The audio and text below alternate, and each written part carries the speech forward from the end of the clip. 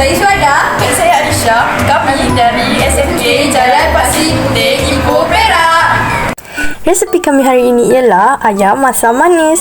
Bahan-bahannya ialah 1 sudu tepung jagung, 3 sudu tepung gandum, lada benggala, 1 mangkuk air, 1 dada ayam yang sudah dipotong, 2 ulas bawang putih, sebiji bawang besar, Maggi cukup rasa, sos tomato Maggi, sos cili thai Maggi dan cuka. Yang pertama, masukkan tepung gandum dan air. Kemudian, kacaukan ia hingga sebati.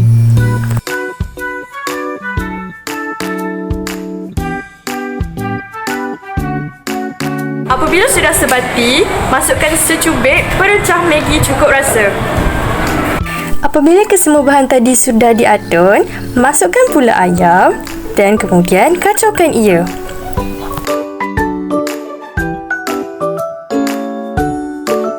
Setelah dikacau, ayam perlu diketepikan selama 5 atau 10 minit.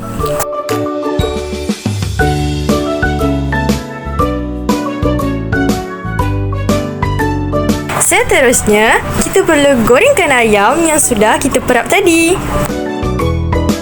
Jika ayam yang kita goreng betul-betul masak.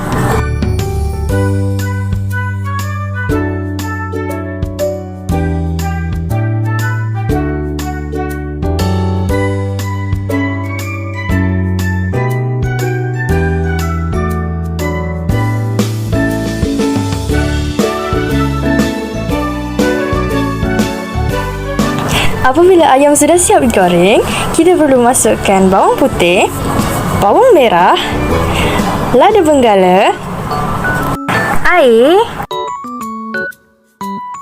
perencah Maggi cukup rasa, sos tomato Maggi, sos cili thai Maggi, cuka, tepung jagung,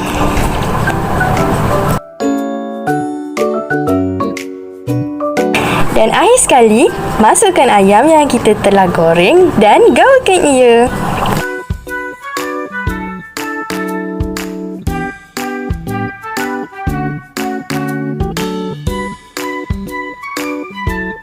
Setelah itu, siaplah sudah resepi kita.